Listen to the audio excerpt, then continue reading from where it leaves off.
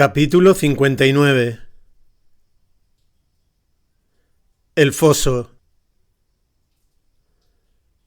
Los judíos exiliados de Bani Nadir, que se habían asentado en Jaibar, estaban decididos a recuperar la tierra que habían perdido. Sus esperanzas se centraban en los preparativos de Quraysh para un ataque definitivo contra el profeta, y a finales del quinto año del Islam, alrededor del año nuevo del 627 después de Cristo, estos preparativos llegaron a un punto decisivo con la visita secreta que Huyay y otros jefes judíos de Jaibar realizaron a Meca. «Estamos contigo», le dijeron a Abu Sufyan, para eliminar a Muhammad. «Los hombres que nos son más queridos», respondió, «son quienes nos ayudan contra Muhammad». Entonces él, Safwan y otros jefes de Quraysh introdujeron a los judíos en la Kaaba y juntos hicieron un juramento solemne a Dios de que se mantendrían unidos hasta haber logrado su objetivo. Luego se les ocurrió a los quraisíes que debían aprovechar esta oportunidad para preguntar a los judíos su opinión acerca de la legitimidad de su conflicto con el fundador de la nueva religión. «Vosotros, los judíos», dijo Abu Sufyan, «sois la gente de la primera escritura y tenéis conocimiento. Decidnos cuál es nuestra posición con respecto a Muhammad. ¿Es mejor nuestra religión o la suya?» Respondieron, «Vuestra religión es mejor que la suya y estáis más cerca de la verdad que él». Sobre esta base de armonía, los dos aliados urdieron sus planes. Los judíos se comprometieron a soliviantar a todos los nómadas de la llanura de Najd que tenían agravios contra Medina. Y si el deseo de venganza no fuera suficiente, el asunto se cerraría mediante el soborno. Los Bani Asad se mostraron dispuestos a ayudarles. En cuanto a los Bani Ghatafán, se les prometió la mitad de la cosecha de dátiles de Jaibar si se unían a la alianza. Y su aceptación incrementó el ejército en casi 2000 hombres, reclutados de los clanes Fasara, Murra y Asía de Ghatafán. Los judíos consiguieron también asegurarse un contingente de 700 hombres de Bani Sulaim, que sin duda habría sido mayor de no ser por el hecho de que desde la masacre del pozo de Mauná, un grupo pequeño pero creciente de la tribu se mostraba partidario del Islam. En cuanto a los vecinos sureños de Sulaim, los Bani Amir, estos se mantuvieron fieles a su pacto con el profeta. Los Quraysh y sus aliados más próximos conformaban un ejército de 4000 hombres. Debían salir de Meca junto con uno o dos contingentes más procedentes del sur y marchar por la ruta costera occidental hacia Medina, la misma ruta que habían seguido hasta Uhud. El segundo ejército, que era bastante menos compacto, debía aproximarse a Medina por el este, es decir, desde la llanura de Najd. Los dos ejércitos juntos triplicaban en número a los combatientes de Quraysh en Uhud. Si entonces los musulmanes habían sido derrotados por un ejército de 3000 hombres, ¿qué esperanzas de éxito podrían tener ahora contra 10.000? Además, en lugar de una caballería con solo 200 jinetes, Quraysh contaba en esta ocasión con 300 y podía confiar en que Ghatafán aportaría otro destacamento similar.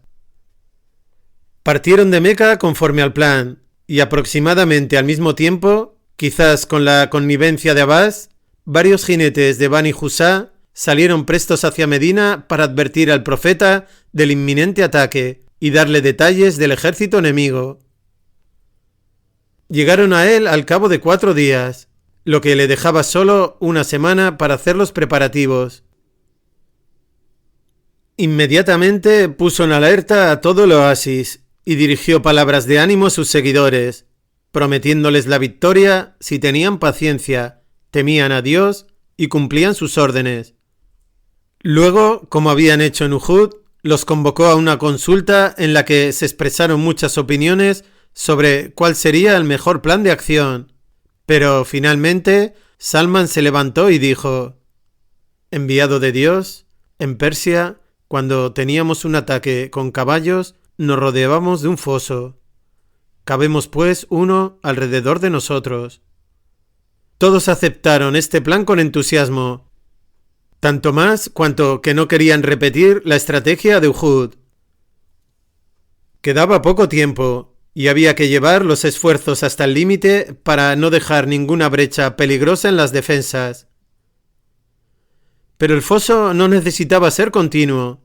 En muchos lugares, un largo tramo de casas fortaleza en las afueras de la ciudad constituía una protección adecuada, y por el noreste había algunas masas de roca que eran inexpugnables y que solo necesitaban ser enlazadas entre sí. La más cercana de aquellas, conocida como Monte Sal, debía quedar detrás de la línea del foso, porque el terreno que tenía delante era un emplazamiento excelente para el campamento.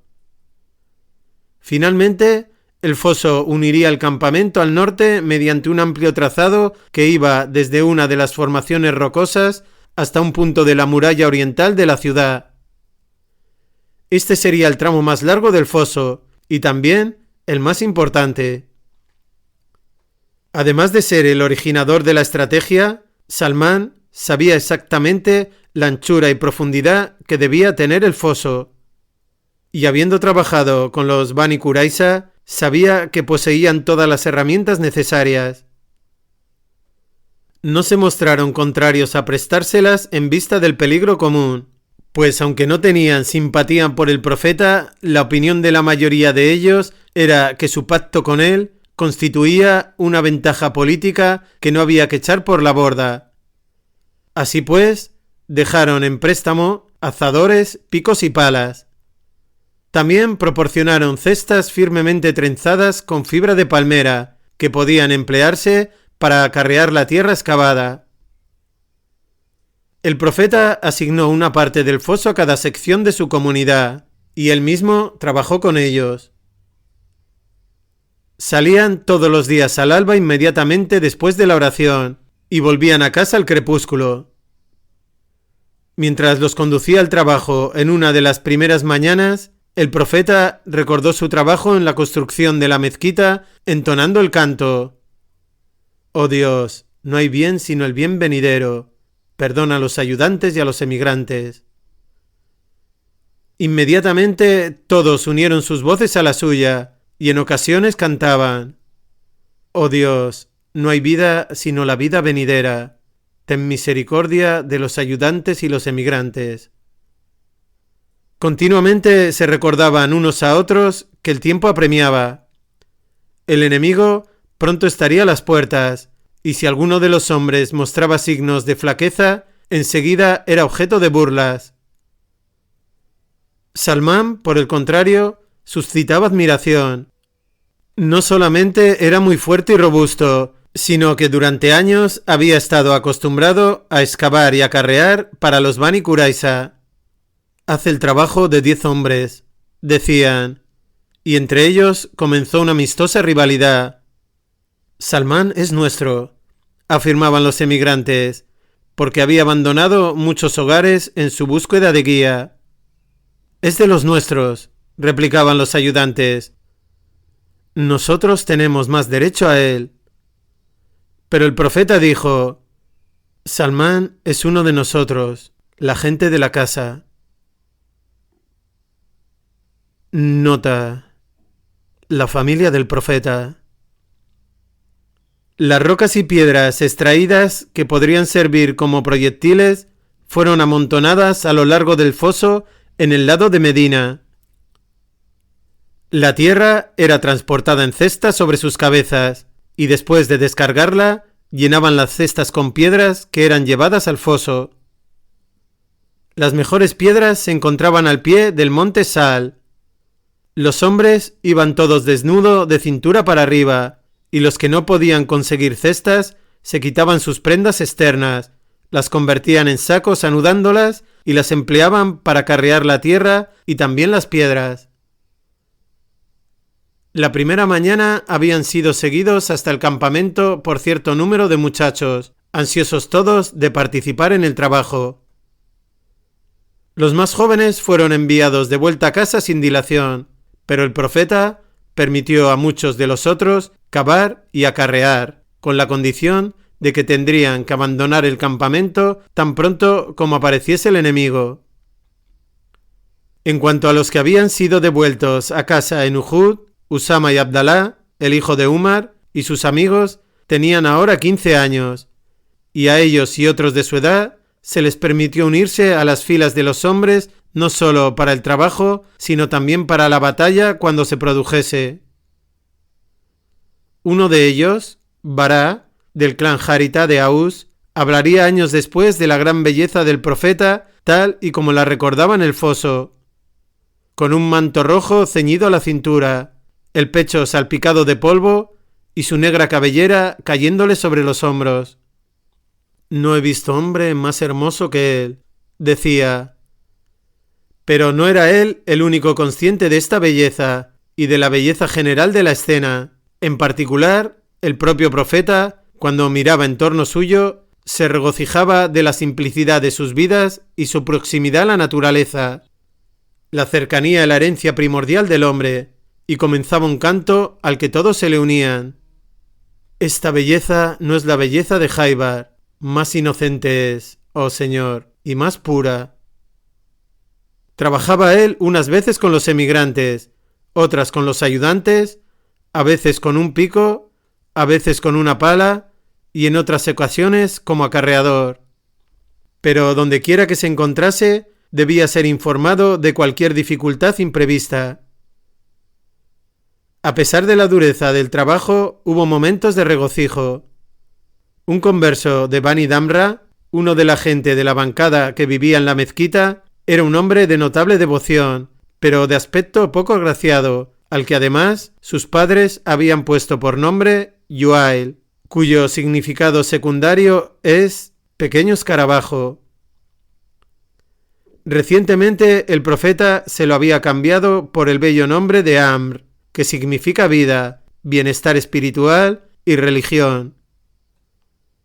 La visión del Damri cavando en el foso sugirió un pareado a uno de los emigrantes.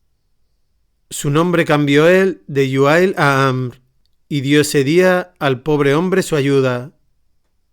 Se lo repitió a Amr, y los que acertaron a oírlo lo recogieron y lo convirtieron en una canción, no sin jocosidad. El profeta se les unía solamente en las palabras Amr y ayuda, que pronunciaba cada vez con considerable hincapié. Luego les condujo en otro cántico. Señor, si no es por ti, nunca habríamos sido guiados, nunca limosna habríamos dado, ni tu oración realizado. Envía pues serenidad sobre nosotros, afirma nuestros pies para el combate. Estos enemigos nos oprimen, queriendo pervertirnos, pero nosotros nos resistimos. La primera llamada de auxilio vino de Yabir, que había llegado cavando hasta una roca que ninguna de sus herramientas podía mover. El profeta pidió agua y escupió en ella. Luego, después de hacer una oración, roció el agua sobre la roca y pudieron sacarla con palas como si se tratara de un montón de arena. Otro día fueron los emigrantes quienes necesitaron ayuda. Umar, después de muchos intentos baldíos por hender o extraer una roca con la que se había topado, se dirigió al profeta, que le pidió el pico y dio un golpe a la roca que hizo saltar un chispazo como un relámpago, que resplandeció sobre la ciudad y hacia el sur. Le dio otro golpe y de nuevo se produjo un resplandor, pero ahora en la dirección de Uhud y más allá, hacia el norte. Un tercer golpe hizo que la roca saltara en pedazos, y esta vez la luz brilló hacia el este. Salmán vio los tres resplandores y supo que debía significar algo, y le pidió una interpretación al profeta, que dijo: ¿Los viste, Salmán? Por la luz del primero vi los castillos del Yemen, por la luz del segundo vi los castillos de Siria, por la del 3 vi el palacio blanco de Kisra en Maddain. Con el primero Dios me ha concedido el Yemen, con el segundo me ha concedido Siria y el occidente, y con el tercero el oriente. La mayoría de los excavadores del foso normalmente no tenían suficiente para comer, y el duro trabajo agravaba los retortijones del hambre. Jabir, en particular, había quedado impresionado por la extrema delgadez del profeta el día en que había necesitado su ayuda en el foso, y aquella noche le preguntó a su mujer si podía preparar una comida para él. «No tenemos más que esta oveja», dijo ella, «y una medida de cebada». Jabir sacrificó la oveja, y al día siguiente su mujer la asó y molió la cebada e hizo pan. Luego, cuando se hizo demasiado oscuro para seguir trabajando, Jabir se dirigió al profeta cuando éste se marchaba del foso y le invitó a la comida de cordero asado y pan de cebada. El profeta puso la palma de su mano sobre la mía, dijo Jabir, y entrelazó sus dedos con los míos.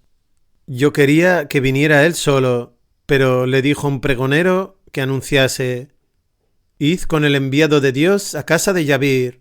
Responded, porque Jabir os invita». Jabir recitó entonces el versículo que recomienda recitar a los creyentes ante una calamidad: «En verdad de Dios somos, y en verdad a él retornaremos». Y se adelantó a los demás para advertir a su esposa. «¿Los invitaste tú o él?», dijo ella. «No, los invitó él», contestó Jabir. «En ese caso, que vengan», dijo la mujer, «porque él sabe lo que hace». La comida fue dispuesta delante del profeta, quien la bendijo, pronunció el nombre de Dios sobre ella y empezó a comer. Había otros 10 sentados con él, y cuando todos hubieron comido hasta quedar satisfechos, se levantaron y se fueron a sus casas, dejando sitio para 10 más, y así se continuó hasta que todos los que trabajaban en el foso hubieron satisfecho su hambre, y todavía sobró algo de cordero y de pan.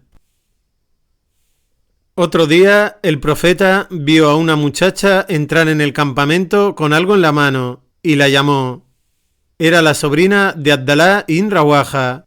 En palabras de ella: «Cuando le dije al enviado de Dios que llevaba unos dátiles para mi padre y mi tío, me pidió que se los diese a él.